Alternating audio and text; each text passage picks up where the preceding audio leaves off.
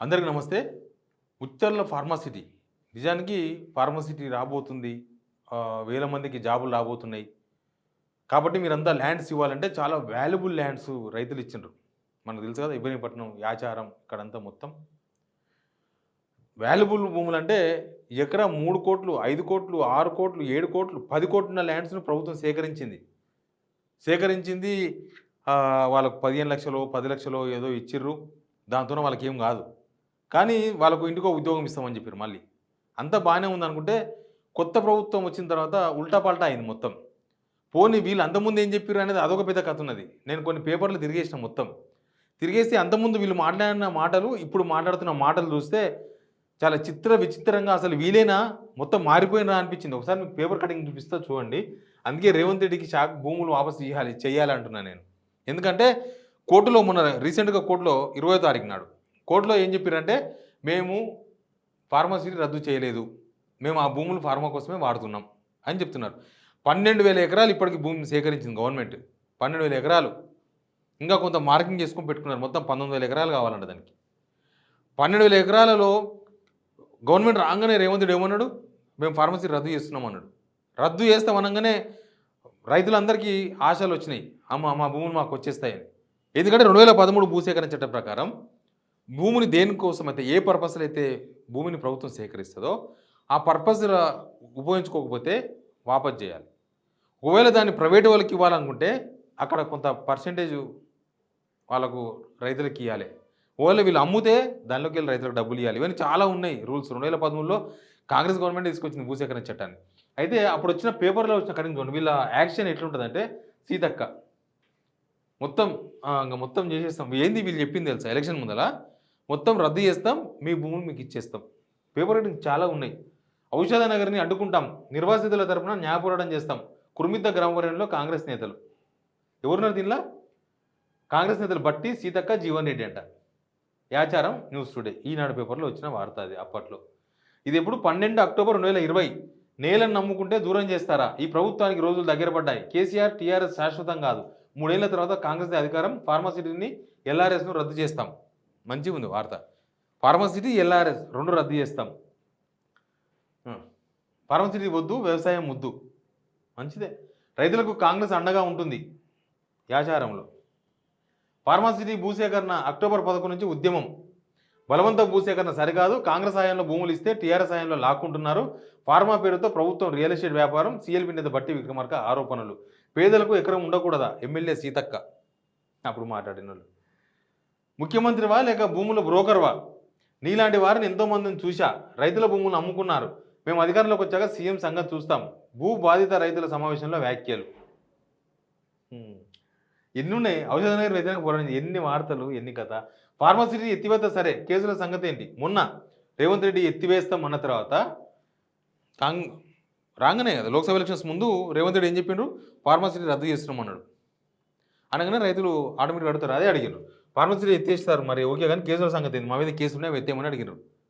కొంతమంది రైతులు అయితే ఆ మార్కింగ్ చేసిన వాళ్ళంతా కోర్టుకు పోయినారు. అంతా అసలు ఫార్మసిటీ రద్దు అయినప్పుడు ఇంకా మా భూములు మార్కింగ్ పెట్టుకొని ప్రభుత్వ ఆధీనంలో ఎందుకు ఉండాలి, మాకు అవి వదిలేయండి, రిలీజ్ చేయండి అని. దాని మీద నడుస్తుంది కేసు. ఇప్పుడు వీళ్ళ ప్లాన్ అంతా కూడా బెడిచి కొట్టింది. వీళ్ళు ప్రతిపాదిత భూముల్లో ఫార్మసిటీ ఏర్పాటు ఉండదంట. ఎప్పుడు ఇది? జనవరి 2024 గవర్నమెంట్ వచ్చిన తర్వాత. రైతులు ఆందోళన చెందవద్దు, సోషల్ మీడియాలో వచ్చే పుకార్. సోషల్ మీడియాలో వచ్చినాయి కాదు, రేవంత్ రెడ్డి గారే మాట్లాడారు. అసెంబ్లీలో కూడా మాట్లాడారు ఆ మాటలు. రైతులతో కూడా ఆడుకుంటామంటే రైతులు ఆడుకుంటే మరి వేరేలాగా ఉంటుంది గేమ్. ఇప్పుడు ఏంది? ఆడ ఫార్మసిటీ కోసం 12,000 ఎకరాలు సేకరించారు. వీళ్ళ ప్లాన్ చెప్తారు. వీళ్ళ ప్లాన్ అంతా ఒకటి, బయటికి చెప్పేది ఒకటి, అంతకుముందు చెప్పిందంతా ఒకటి.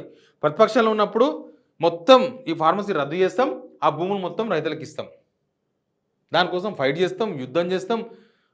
అసైన్ భూములు గుంజుకుంటారా? కేసీఆర్ గుంజుకుంటాడా? కేసీఆర్ అన్నారు కదా, ఇంతకుముందు చూపించినా కదా, రియల్ ఎస్టేట్ ఏజెంటా సంథింగ్ ఏదో అన్నారు. ఇప్పుడు అంతకన్నా దారుణమైన పని చేయబోతున్నది కాంగ్రెస్ గవర్నమెంట్. కనీసం ఆ ఫార్మసీలు పెడితే ఉద్యోగాలను వచ్చేదేమో. ఒకవేళ ఫార్మసీలు పెట్టలేనప్పుడు ఆ భూములు వాపస్ చేయండి, రైతులకు మంచిదే. అయితే కోర్టుకు పోతే రైతులు కోర్టుకు పోయిన రద్దు చేస్తామన్నాక మరి ఇంకా మా భూములు ఎందుకు చేరబట్టింది గవర్నమెంట్, వదిలేయమని చెప్పండి అని చెప్పి కోర్టుకు పోతే ఎవరు చెప్పిర్రు రద్దు చేస్తున్నామని? చెప్పింది రేవంత్ రెడ్డి కదా, ఆయన నోట్లోకి వెళ్ళే కదా వచ్చింది. మరి ఇంక ఆయన చెప్తే కూడా నడవకపోతే మరి ఇంక ఆయన ఎవరు చెప్తే నిజం? ఆడ కోర్టుకి చెప్పింది గవర్నమెంటు ఫార్మసీ రద్దు చేయలేదు. రద్దు చేయలేదు. మేము ఫార్మసీ పెడుతున్నాం. వీళ్ళ ఒరిజినల్ ప్లాన్ ఏం తెలుసా? ఫార్మసీ రద్దు, ఫార్మసీ పెడుతున్నామని చెప్పిన ఈ 3 నెలల గ్యాప్, మధ్యలో 3 నెలలు ఉంది. ఈ 3 నెలల గ్యాప్‌లో వీళ్ళు చేసిన ప్లాన్ ఏం తెలుసా? చాలా దారుణమైన ప్లాన్ చేసిండ్రు. ఆ ప్లాన్ వర్కౌట్ అవుతుందో లేదో తెలవదు గానీ. ఫోర్త్ సిటీ ఎగురుతున్నారు చూసినారా? ఆ ఫోర్త్ సిటీ ఉపాయం అదే. Real estate. అస్సలు రియల్ ఎస్టేట్ బ్రోకర్లుగా మారుతున్నారు వీళ్ళు. అంతకుముందు రియల్ ఎస్టేట్ కాదు. అంతకుముందు ఫార్మా పెట్టాలనే ఆ గవర్నమెంట్ అనుకున్నది. ఈ గవర్నమెంట్ వచ్చినాక దాన్ని రియల్ ఎస్టేట్ చేద్దామని ప్లాన్ చేసిండ్రు. ఇప్పుడు రియల్ ఎస్టేట్ బ్రోకర్ ఎవరో జనం చెప్పాలి. ఆ భూములు ఇచ్చిన జనం చెప్పాలి. రైతులు చెప్పాలి. ఏంది వీళ్ళ ప్లాన్ అంటే, ఆడ ఆల్రెడీ స్మార్ట్ ఇదేంది స్కిల్స్ యూనివర్సిటీ అని ఒక శంకుస్థాపన జరిగిపోయింది. ఆడనే ఏఐ అక్కడనే యూనివర్సిటీ పెడతామంటున్నారు. ఆర్టిఫిషియల్ ఇంటెలిజెన్స్ ప్లస్ ఫార్మసిటీ కాదు గ్రీన్ ఫార్మా అని కొత్తగా మాట్లాడుతున్నారు. తర్వాత అంతకన్నా మధ్యలో ముందు ఫార్మా విలేజెస్ అన్నారు. అక్కడ ఫార్మా విలేజ్ అంటే కొద్దిగానే వస్తుంది, మొత్తం రాదు. 12,000 ఎకరాలు అవసరం లేదు, 1000 ఎకరాల్లో అయిపోతుంది ఫార్మా విలేజ్. 2,000 ఎకరాల ఫార్మా విలేజ్ అయిపోతుంది. మరి అయిపోతే మిగతా భూమి ఇస్తారా? ఇయ్యకూడదు దాని మీద ప్లాన్. అక్కడ ఏంటంటే ఫార్మా మొత్తానికే లేదు అని అంటే మొత్తానికి భూమి వాపసు ఏమని అడుగుతారు అందరు. కాబట్టి ఫార్మా పెడుతున్నామని చెప్పడానికి ప్రయత్నాలు చేసినారు. ఏంది ఫార్మా పెడతామనే ప్రయత్నం అంటే, అక్కడ వీళ్ళు ఫార్మా విలేజో లేకపోతే గ్రీన్ ఫార్మానో లేకపోతే విదేశాల నుంచి వచ్చి ఎవరో పెట్టుబడిదారులు వస్తే ఇక్కడ దానికి సంబంధించిన లైఫ్ సైన్సెస్ ఏదో పెట్టాలనుకుంటే 1000-2000 ఎకరాలు సరిపోతుంది. మరి ఇంకా 10,000 ఎకరాలు వీళ్ళ చేతుల్లో ఉంటుంది. ఆ 10,000 ఎకరాలు ఏం చేద్దాం అనుకున్నారు? అదొక పెద్ద ప్లాన్, అది స్కెచ్, అది రియల్ ఎస్టేట్. ఏంటంటే అదంతా కూడా ఇప్పుడు హెచ్ఎండిఏ వెంచర్లు చేసి అమ్ముతారు చూడు, అది ప్లాన్. అదంతా వెంచర్లు చేసి ప్రైవేట్లకి అమ్ముతారు. వాళ్ళు వచ్చి కంపెనీలు పెట్టుకోవాలన్నమాట. వాళ్ళు వచ్చి మంచిగా గవర్నమెంట్కి డబ్బులు వస్తాయి. ఈ 6 గ్యారెంటీలు ఇచ్చి అదొక శని, తెలంగాణకు 6 గ్యారెంటీలు ఒక శని. ఆ డబ్బుల కోసం అవి అమలు చేస్తలేరు. అవి అమలు చేయాలంటే డబ్బులు కావాలి.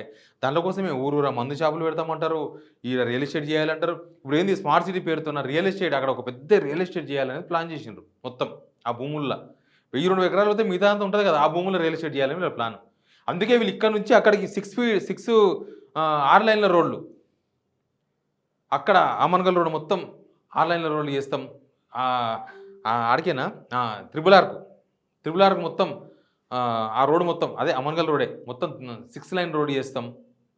ఎందుకంటే ఆడ రియల్ ఎస్టేట్ చేసి మొత్తం అమ్మేసుకోవచ్చు, మంచి దందా చేద్దాం అనుకున్నారు. ఇంకా దందాలు చాలా ఉంటాయి. రియల్ ఎస్టేట్లకు దిగిన తర్వాత దాని వ్యవహారాలు చాలా ఉంటాయి.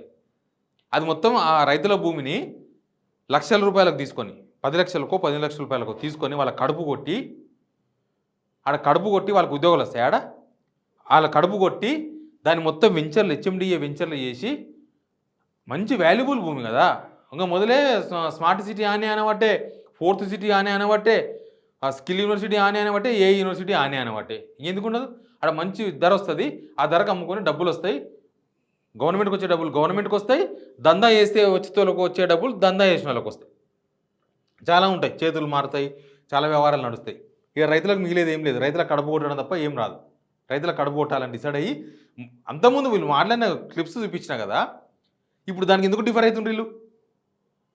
బట్టి విక్రమార్క గారు, సీతక్క గారు, మీరందరూ పోయి ఈ వ్యవసాయం చేయకూడదా, ఎకరం ఉండకూడదా, మొత్తం రైతులు అసలు మీరంతా మొత్తం బాధపడిపోయి ఒక 1 రోజులు ఉపవాసం ఉన్నట్టు మాట్లాడారు కదా. మరి ఇప్పుడు ఎందుకు ఉల్టా పల్టా మాట్లాడుతున్నారు? ఎందుకు కోర్టులో మళ్ళీ ఫార్మసిటీ ఉందని చెప్పిండ్రు? అసలు స్మార్ట్ సిటీ ఉందో లేదో చెప్పాలి ఇప్పుడు వీళ్ళు. ఫార్మసిటీ కాదు. ఫార్మసిటీ ఉంది అనుకో, ఫార్మసిటీ ఉంటే ఆడ వీళ్ళు చెప్తున్న ఫోర్త్ సిటీ ఉండదు, ఫార్మసిటీ ఉంటుంది.